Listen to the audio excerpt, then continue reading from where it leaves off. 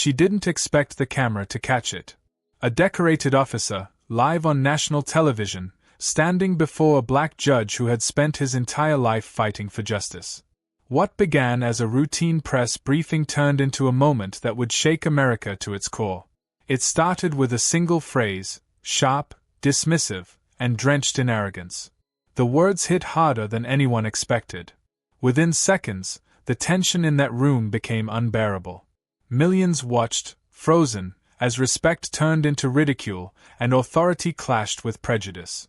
But what no one knew, not the viewers, not the networks, not even the officer herself, was that those few minutes would ignite something unstoppable. A chain reaction that would spill into every corner of the country. This isn't just about one officer or one judge. It's about the truth America keeps trying to hide. Because when justice itself is humiliated in public, what happens next?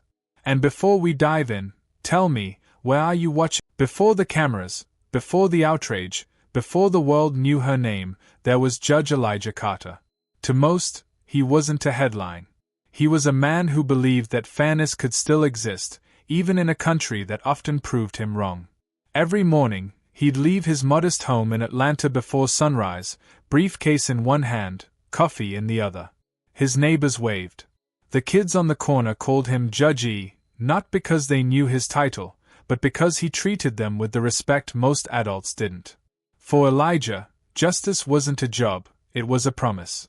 Raised by a mother who cleaned houses for a living, across town, Officer Rebecca Mills adjusted her uniform, checking her reflection in the mirror of the broadcast studio. To her, this was just another appearance, another chance to speak about law and order. The broadcast began like any other panel. 3 guests, 4 microphones, and a backdrop reading bridging the gap, justice and law enforcement. On the surface, it looked like progress, a moment for the nation to witness dialogue between authority and equality. But beneath the polite greetings and practiced smiles, something darker simmered. Judge Elijah Carter spoke first. Calm, deliberate, and precise. He talked about reform, not as an idea, but as a necessity. He mentioned how too many lives were being destroyed not because of guilt but because of bias. Every word was measured, backed by experience, and laced with empathy.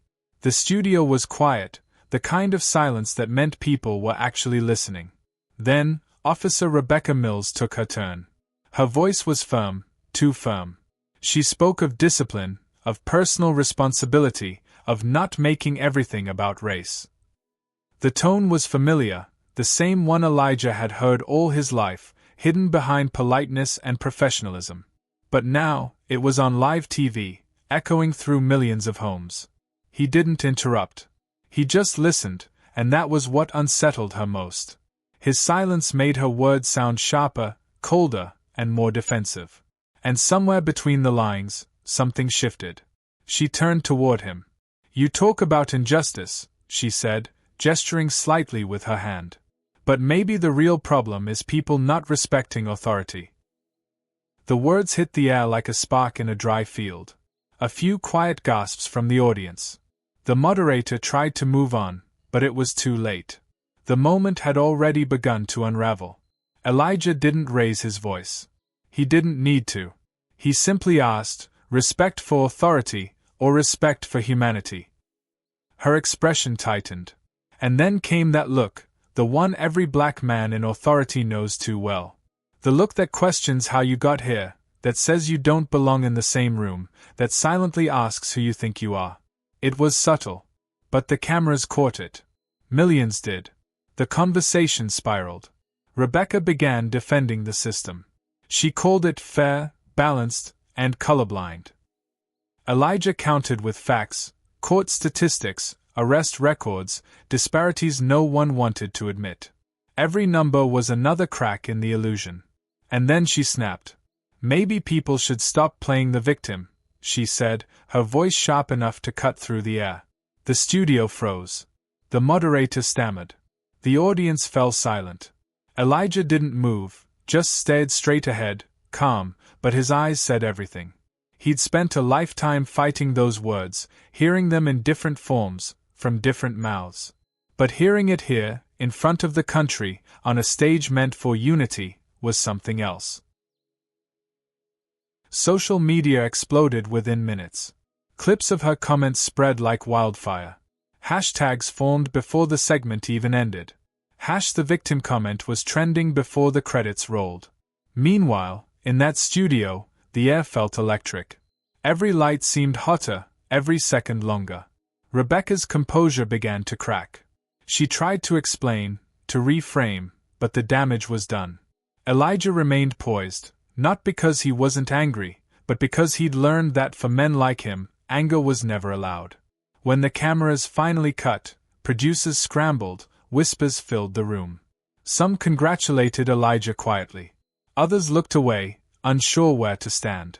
Rebecca stormed off set, muttering about twisting words and media bias. But the real storm was only beginning. That single televised moment would divide the nation overnight. By morning, the video had spread to every corner of the internet. Clips of the broadcast were replayed on news channels, dissected by pundits, and flooded across social media. The image of a calm black judge holding his ground against a uniformed officer had become more than a moment, it was a mirror. But with visibility came venom. Elijah's email inbox filled with threats, some hidden behind fake names, others brazen and hateful. "You're the problem," they said. "You disgrace the bench, angry, and unpatriotic." Reporters camped outside his home. Commentators called him divisive, angry, and unpatriotic. The very traits that once earned him respect were now being turned against him. At first, he ignored it. He'd weathered storms before. But this was different. This time, the system wasn't just silent, it was turning on him. That afternoon, a letter arrived on official stationery. The Judicial Review Board had received multiple complaints about his conduct during the broadcast.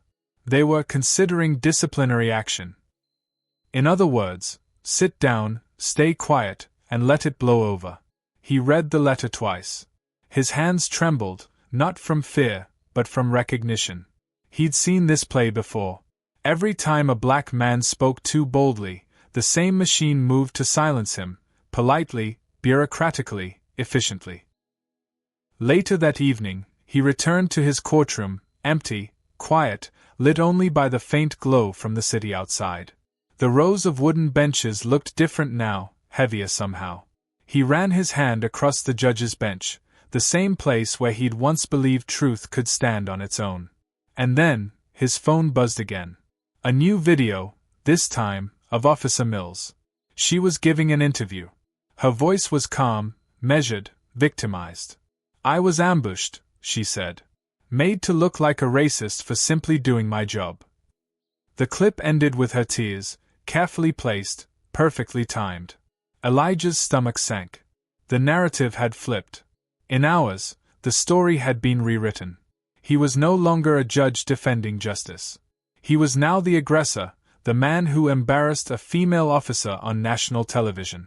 The backlash grew overnight. Protesters clashed online, rallies formed outside courthouses. But inside Elijah's home, the silence was deafening. He stared at the screen, the image of his own face now framed. The following weeks were a blur of interviews, hearings, and headlines. Judge Elijah Carter was summoned before the review board, not for misconduct, but for public decorum. The irony wasn't lost on him. In a world where injustice screamed daily, it was his calm truth that communities started hosting justice talks across the country. People gathered in church basements, libraries, and school gyms, replaying his moment, arguing, reflecting. The conversation he began in that studio didn't die. It multiplied. Still, Elijah paid the price. He received threats, lost friends, and faced isolation from colleagues who didn't want to get political. Yet in every loss, there was something new, a sense of freedom. The kind that comes when you stop asking permission to speak the truth. Months later, when the board quietly reinstated him, likely under public pressure, he returned not to applause, but to purpose. He wasn't the same man who had walked into that broadcast. Something in him had shifted. The illusion that change came from within the system had shattered. His courtroom became more than a place for rulings. It became a symbol. Defendants, lawyers, even police officers spoke differently in his presence. Not because the law had changed, but because a man had dared to call it what it was, broken. Outside those walls, America kept moving, distracted, divided, tired of hearing the same stories. But for those who'd watched that broadcast, something lingered. That single moment, a black judge humiliated on live TV and refusing to break, stayed in their minds. It reminded them that racism isn't always shouted. Sometimes, it's smiled. Sometimes, it's dressed in authority and broadcast under the banner of discussion. And yet, it also reminded them of something else, that truth, even when punished, can still ripple outward. Elijah didn't change the world that day, but he made it impossible to ignore. And sometimes, that's where revolutions begin, not with noise, but with a quiet refusal to stay silent. So the question remains, how many more Elijah Carters will it take before justice stops being a performance and becomes a promise? If this story moved you, share it.